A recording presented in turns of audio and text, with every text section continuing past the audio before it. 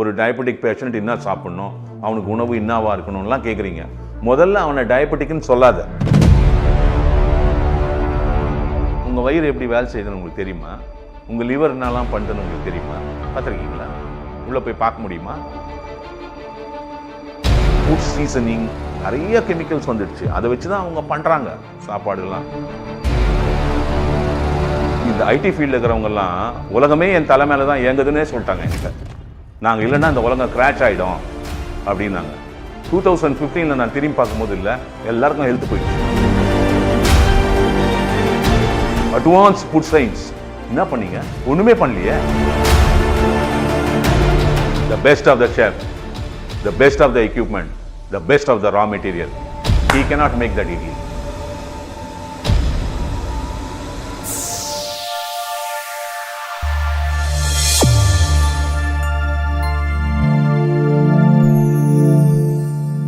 Hi viewers, welcome to Dr. C.K. Nandagopal அவருடைய YouTube சேனலில்.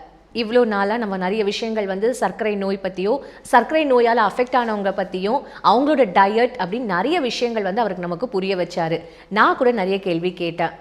Intermediate fasting ஆகட்டும் சரி, இல்லை வந்து பேலியோ டயட் ஆகட்டும் சரி, நிறைய விஷயங்கள் கேள்வி கேட்டு அவர் ரொம்ப தெளிவாக பதில் சொன்னார். இன்றைக்கி அவர்கிட்ட இன்னும் நிறைய விஷயங்கள் கேட்டு தெரிஞ்சுக்க போகிறோம். நிகழ்ச்சிக்கு போகலாம் வாங்க. வணக்கம் சார். வணக்கம் சார். நீங்கள் இதுக்கு முன்னாடி வந்து அந்த பேலியோ டயட் ஆகட்டும் சரி, இல்லை எந்த மாதிரியான டயட்டும் நீங்கள் இருக்க வேண்டாம், கரெக்டாக சாப்பிடுங்க, ப்ராப்பரான டயட் சாப்பிடுங்க அண்ட் ப்ராப்பரான ஒர்க் அவுட் பண்ணுங்க அப்படின்னு சொன்னீங்க. Fine sir. இப்போது இந்த சர்க்கரை நோயால் பாதிக்கப்பட்டவங்க எப்போதுமே ரொம்ப சோர்வாக இருக்காங்க சார். அதுக்கான ரீசன் நெக்ஸ்ட்டு அவங்களுக்குன்னு இதுதான் டயட்டு அப்படின்னு இப்போ வரைக்கும் எதுன்னு சரியாக தெரியல சார். அது அவங்களுக்கே கூட கன்ஃபியூஷனாக இருக்கும் இப்போ உங்களோட இந்த நிறைய எக்ஸ்ப்ளனேஷன் பார்த்ததுக்கப்புறம். ஸோ அவங்களுக்குன்னு ஏதாவது ஃபுட்டுன்னு ஒன்று இருக்கா சார்? இது பாருங்கள், முதல்ல நம்ம எல்லாம் தெரிஞ்சுக்க வேண்டியது ஒன்று தான். ஒரு மனுஷனாக பிறந்து ஓரளவுக்கு அந்த அடல்ட்ஹுட் ரீச் பண்ணி நல்ல நினைவு நிலை வந்த பிறகு ஒரு 20 வயசுக்கு மேலே வச்சுப்போம். இப்போ நீங்கள் இருக்கீங்க, உங்கள் ஹார்ட்டை போய் என்றைக்காவது பார்த்துருக்கீங்களா? இல்லை சார். உங்கள் வயிறு எப்படி வேலை செய்யுதுன்னு உங்களுக்கு தெரியுமா? உங்கள் லிவர் என்னெல்லாம் பண்ணுதுன்னு உங்களுக்கு தெரியுமா? பார்த்துருக்கீங்களா? உள்ளே போய் பார்க்க முடியுமா? ஒரு இன்டெஸ்டைன் எப்படி வேலை செய்யுது, ஒரு முட்டி எப்படி மடங்குது, அங்கே என்னெல்லாம் மெக்கானிசம் இருக்குது தெரியுமா உங்களுக்கு? தெரியாது. உடலுக்கு என்ன உணவு தேவைன்னு தெரியுமா உனக்கு? யோசிச்சிருக்கியா? சார் இல்லை இல்லை கேட்குறேன். இல்லை இல்லை சார். சரி, ஒரு உணவு உள்ளே போகுது, அது என்னெல்லாம் ஆகுதுன்னு தெரியுமா உனக்கு? தெரியாது சார். முதல்ல ஒன்று தெரிஞ்சுக்கணும். நம்ம என்ன தெரிஞ்சுக்கணும் அப்படின்னா, முன்னாடி வீடியோவில் கூட சொல்லியிருக்கேன், எர்த் வந்து நெகட்டிவ்லி சார்ஜ்டு யூனிட். இந்த இந்த இந்த உலகம், புவி, அதில் இருக்கிற அந்த ஹியூமன் பாடியும் நெகட்டிவ்லி சார்ஜ், இண்டிவிஜுவல் ஹியூமன் செல்லும் நெகட்டிவ்லி சார்ஜ். அதுங்களுக்கு பாசிட்டிவ் சார்ஜ் மெட்டீரியல் தேவைப்படாது. It will harm them. அதனால் நம்ம நம்ம நம்ம நம்ம உடம்புலேருந்து வரக்கூடிய எல்லா கழிவுகளும், வேர்வை, சிறுநீர் எல்லாமே பார்த்தீங்கன்னா எடுத்து டெஸ்ட் பண்ணினா ஃபுல்லாக பாசிட்டிவ் சார்ஜ் காம்பனன்ட்ஸ் தான் இருக்கும். அது பிரித்து தள்ளிடுது. இதெல்லாம் நம்மளுக்கு தெரியுமா? தெரியாது. தெரிய வேண்டிய அவசியம் கிடையாது. ஓகே, ஏதோ என்ன மாதிரி பைத்தியக்காரன் தான் போய் படிப்பான். அதெல்லாம் விடுங்க. ஏன் சார் அப்படி தான். அது நீ என்ன சாப்பிட்ற, அது உள்ளே போய் என்ன ஆகுது தெரியுமா உனக்கு? தெரியாது. ஆனால் சாப்பிட்டே இருப்ப. ஸோ ஃபஸ்ட்டு உன்னை பற்றி ஒரு புரிதல் வேணும். இப்போது நான் வந்து நல்லா சாப்பிட்றவங்க, எனக்கு ஒரு ஒரு 10 முட்டை நீ பாயில் பண்ணி வச்சுனா கூட ஒரே ஷாட்டில் 5 நிமிஷத்தில் முழுங்கிட்டு போயினே இருப்பேன் நான். உன்னால் முடியாது. புரியுதுங்களா? என்னுடைய ரேட் ஆஃப் மெட்டபாலிசம் வேறு, உங்கள் ரேட் ஆஃப் மெட்டபாலிசம் வேறு. உணவை நீ வந்து குறைக்கிறது, இன்க்ரீஸ் பண்ணுறது, மாற்றுறது, இதெல்லாம் வந்து தவறான புரிதல்கள் தான். ஒரு பக்கம் ஒரு டயபெட்டிக் பேஷண்ட் என்ன சாப்பிட்ணும், அவனுக்கு உணவு என்னவா இருக்கணும்லாம் கேட்குறீங்க. முதல்ல அவனை டயபெட்டிக்னு சொல்லாத, அதுக்கப்புறம் வருவோம். தெரிஞ்சிக்க வேண்டியது என்ன அப்படின்னா, உன்னை பற்றி உனக்கு தெரியணும். என்ன தெரியணும்னு சொல்லிடுறேன். நம்ம எல்லாம் கற்றுக்க வேண்டியது ஒன்று தாங்க. பிறந்ததுலேருந்து 20 வயசு வரைக்கும் உங்கள் அப்பா அம்மா அவங்களை என்ன ஊட்டி வளர்த்தாங்களோ அதுதாங்க அவங்க உணவாக இருக்கணும். உங்களுடைய லைஃப் ஸ்டைலு, உங்களுடைய கைண்ட் ஆஃப் ஒர்க்கு, உங்களுடைய எக்ஸ்போசர் டு பொல்யூஷனு, இதெல்லாத்தையும் நீங்கள் வந்து ஓரளவுக்கு அண்டர்ஸ்டாண்ட் பண்ண தெரியணும். As a with your common sense. இதுக்கெல்லாம் எந்த விஞ்ஞானமெல்லாம் படிக்க தேவையில்லை. உங்களுக்கு. என்ன பசி வந்தால் சாப்பிடு அப்படின்னு அந்த காலத்தில் சொன்னாங்க, கரெக்டு தான். இன்றைக்கி அப்படி இல்லை. இன்றைக்கி என்ன ஆகுது அப்படின்னு கேட்டிங்கன்னா, உணவுனுடைய தரம் போயிடுச்சு.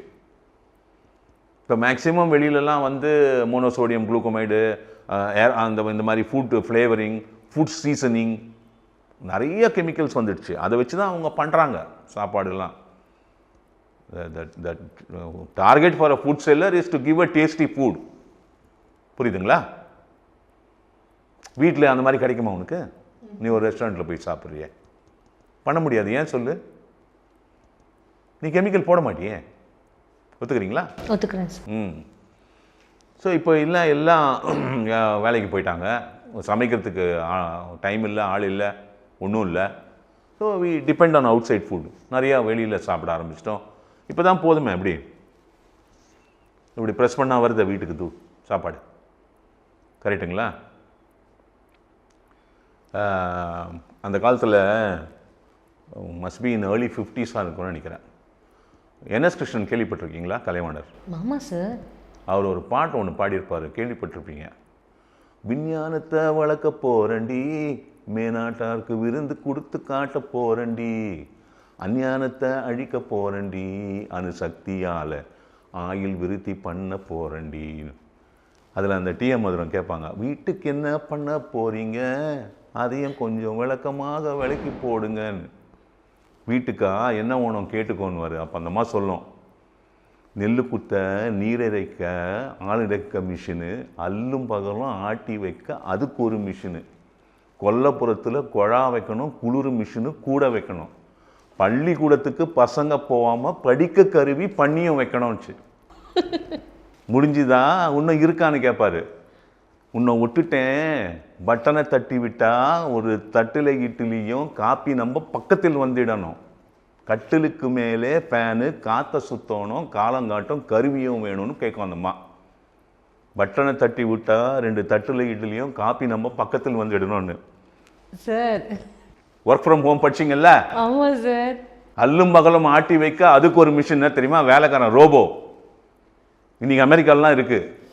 நீ வீட்டை தந்துட்டு போயிடலாம், 2 நிமிஷம் பார்க்கும், அங்கேருந்து இறங்கும், நேராக போய் ஃபஸ்ட்டு வீடை மூடும். நீ எதுவுமே ஆஃப் பண்ணல, நேராக உன் பெட்ரூம் போய் ஏசி ஆஃப் பண்ணும், லைட்டெல்லாம் ஆஃப் பண்ணும். நீ அப்படியே போட்டு போனான், துணியெல்லாம் மடிச்சு கிடிச்சு எடுத்து வைக்கும். நீ லாண்ட்ரி பேக்கில் என்ன துணி வச்சு எல்லாத்தையும் எடுத்துன்னு போய் வாஷிங் மிஷினில் போடும். புரியுதுங்களா? வீடெல்லாம் சுத்தமாக பெருக்கி துடைக்கும். நடுவில் அதுக்கு பேட்டரி லோ ஆயிடுச்சுன்னா ஓடி போய் அது ஏறி சார்ஜ் பண்ணிக்கும். ஆமாங்க, அதை இது பாருங்கள், ஒரு ரோபோங்க. அது பாட்டு நைட்டில் இறங்கி பெருக்கின்னு இருக்கும், வீடை பெருக்கி முடிச்சுட்டு அங்கே போய் உட்காந்துக்கும். புரியுதுங்களா? இந்த அளவுக்கு அந்த காலத்துலேயே பாட்டார் அவர். இப்போ நீங்கள் கேட்குறது என்ன? உங்களுடைய அவேர்னஸ் வந்து உங்களுக்கு வேணும். நீங்கள் என்ன சாப்பிட்ணுன்ற அவேர்னஸ். யாரும் வந்து உடல் உழைப்பு எல்லாம் விட்டு போயிட்டாங்க வெளியில்.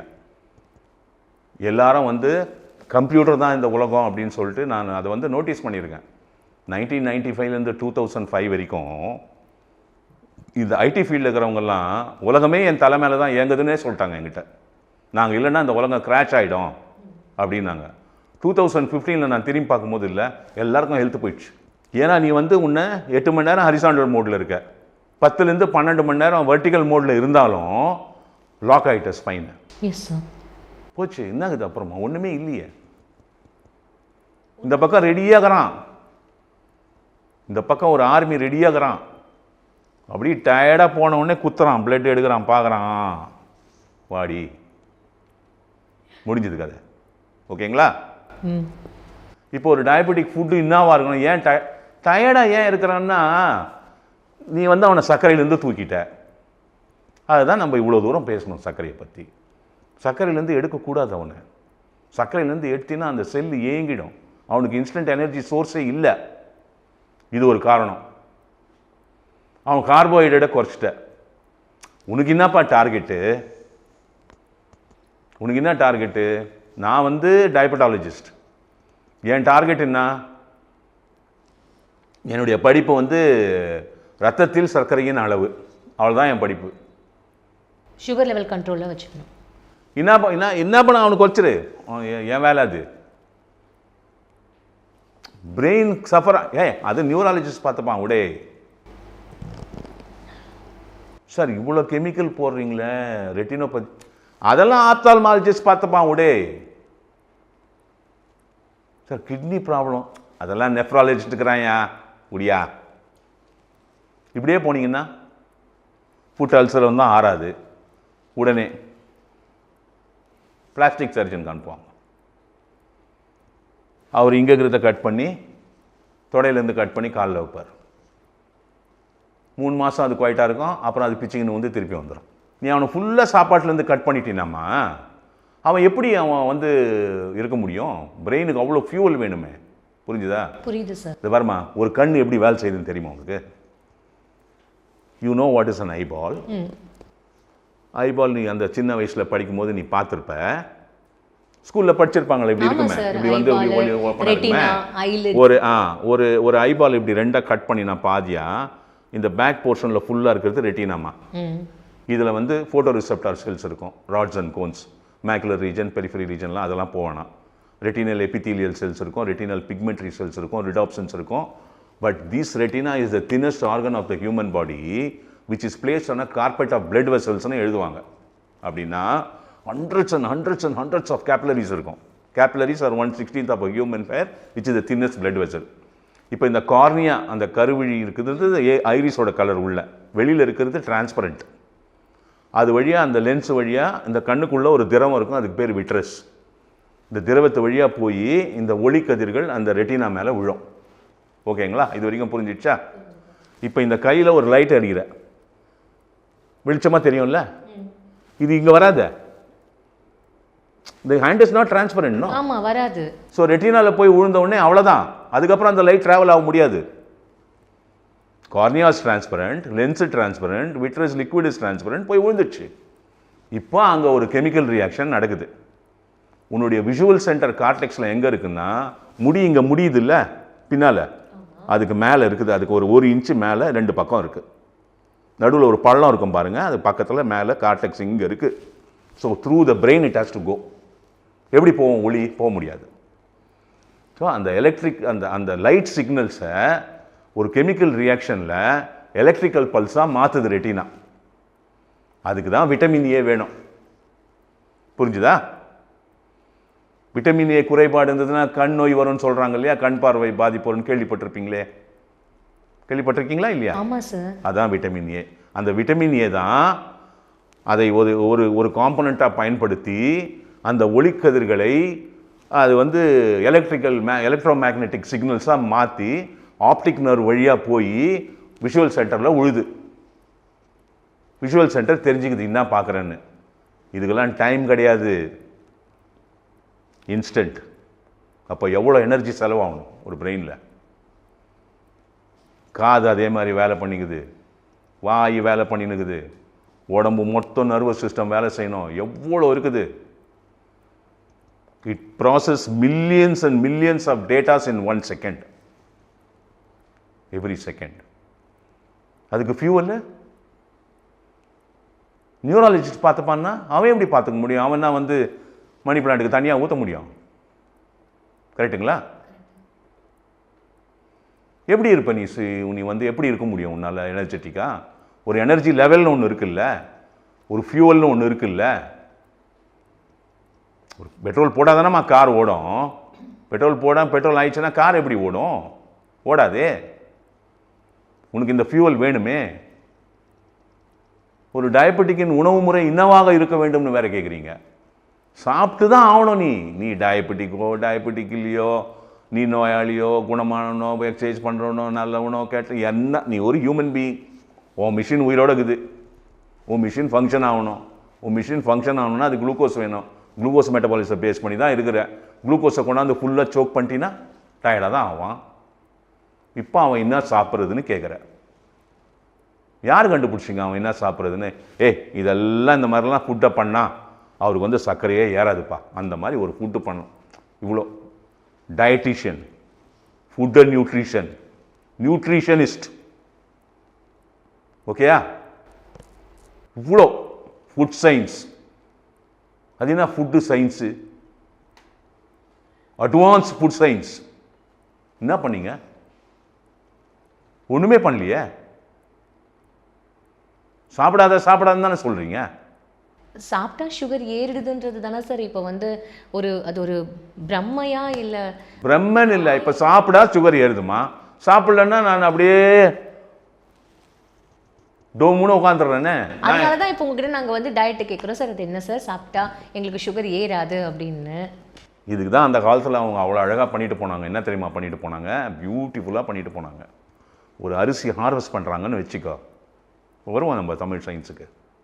ஒரு அரிசியை ஹார்வெஸ்ட் பண்ண அப்புறம் அதை தொடமாட்டான், புழுங்கல் அரிசியாக மாற்றி வச்சுட்டான்.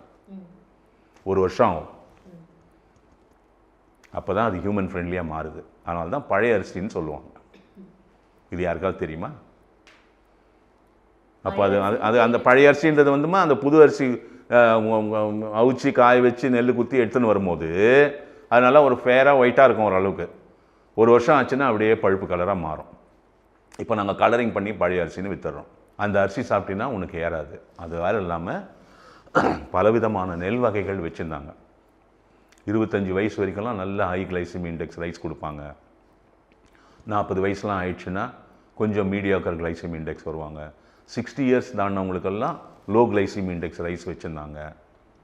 இன்றைக்கி இருக்கிற தூயமல்லி அரிசிலாம் லோ கிளைசிமி இண்டெக்ஸ் ரைஸ். 70 வயசு தாண்டிச்சுன்னா இன்னும் லோ கிளைசிமி இண்டெக்ஸ் ரைஸ்லாம் இருக்குது. அதெல்லாம் போயிடுச்சு. இப்போ அது இல்லாமல் அவன் கொடுத்துட்டான், எல்லாமே நன்னீர் எல்லாமே கொடுத்துட்டான், எல்லாத்தையும் லோ கிளைசிமி ஆக்கிடு. அதை போட்டு நீ சமைச்சினா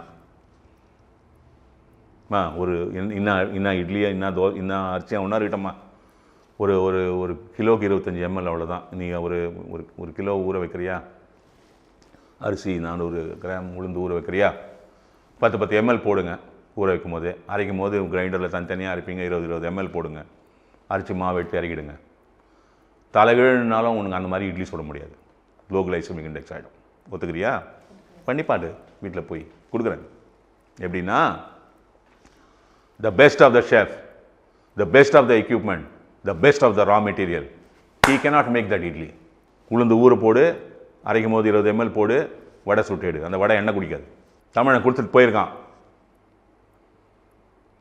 உலகம் பூரா ஃபுட் அண்ட் நியூட்ரிஷன், அதான் சொன்னேன், dietician, nutritionist, food and nutrition, food science, advance food science, இங்கெல்லாமே போயிட்டீங்க. என்ன பண்ணீங்க? இப்போ டயபெட்டிக் வந்து என்ன சாப்பிட்றதுன்னு கேட்குறீங்க. இவ்வளோ கெமிக்கல் போத ஒரு நாளைக்கு உள்ள அவனுக்கு, அதுக்காவது கொஞ்சம் உணவு வேணாமா? ஒத்துக்கிறீங்களா? கொஞ்சம் உணவு அதுக்காக அந்த டயபெட்டிக் பேஷண்ட்டுக்கு. ரொம்ப நாளாக வந்து என்ன சொல்லியிருந்தாங்க, டயபெட்டிக் வந்தால் சப்பாத்தி சாப்பிடு. அது எப்படி? Wheat is also low glycemic, high glycemic product. Rice is also high glycemic product, very high glycemic product. In fact அதான் சொன்னேன், 70க்கு மேலே போனால் கோதுமை தானே சார்? ஆமாம், இது ரைஸை விட கோதுமைக்கு தான் இருக்கு. அது இப்போ எல்லாருக்கும் தெரியுது சார். ரைஸ் பக்வீட்டுன்னு ஒன்று இருக்குது. பக்வீட்டுலாம் நம்மளுக்கு சூட் ஆகாதம்மா. இப்போ நான் வந்து ஒரு சவுத் இண்டியன்மா, மதுரையில் பிறந்து வளர்ந்தவன், புரியுதுங்களா? மதுரை தாண்டி அனகாபுத்தூரில் ஒரு கிராமத்தில் பிறந்து வளர்ந்தவன். நான் அரிசியே சாப்பிட்டு வளர்ந்தவன். என்னை கொண்டாந்து நீ சப்பாத்தி கொடுத்தீங்கன்னா என் பாடி எப்படி அக்செப்ட் பண்ணும்? அது ஏற்றுக்கும், இல்லைன்னு சொல்ல. ஆனால் பாடி ரெகக்னைஸ் பண்ணாது, கஷ்டப்படும். நீங்கள் வந்து யூஆர் யூஸ்டு இது பாருமா, இந்த தானியங்கள்லாம் இருக்குல்லம்மா, இதெல்லாம் இதுக்கெல்லாம் பேர் என்ன தெரியுமாம்மா? காம்ப்ளெக்ஸ்ட் கார்போஹைட்ரேட்னு பேருமா. ஓகேங்களா? நீ வந்து 42 வயசு வரைக்கும் சில உணவு முறைகளில் இருக்கிற. காலையில் இட்லி, தோசை, பொங்கல் அது மாதிரி எதனா ஒன்று சாப்பிடுவேன். மத்தியானம் அரிசி, சாம்பார், ரசம், மோர், தயிர் எதனா ஒன்று சாப்பிடுவேன். நைட்டு இது சாப்பிடுவேன். எல்லாம் அதை சாப்பிடுவீங்க நீங்கள். ஓகேங்களா? இப்போது நீங்கள் வந்து திடீர்னு 42 வயசில் உங்கள் உணவெல்லாம் மாற்றினா உடம்பு எப்படி ப்ராசஸ் பண்ணும்? ஒரு வீட் எடுத்துன்னு வர, அது வேற காம்ப்ளெக்ஸ் கார்போஹைட்ரேட். அது அவர் பாடி, அவர் cells are not used to accepting those many things or processing. Catabolism இருக்குது, அனபாலிசம் இருக்குது, எவ்வளோ இருக்குது பாடியில் உள்ள mechanisms. Suddenly you are introducing to a new foreign element. உணவாக ஏற்றுக்கும், விஷம் கிடையாது. அது ப்ராசஸிங்கில் வந்து அடி வாங்கும். புரிஞ்சுதுங்களா? புரியுது சார்.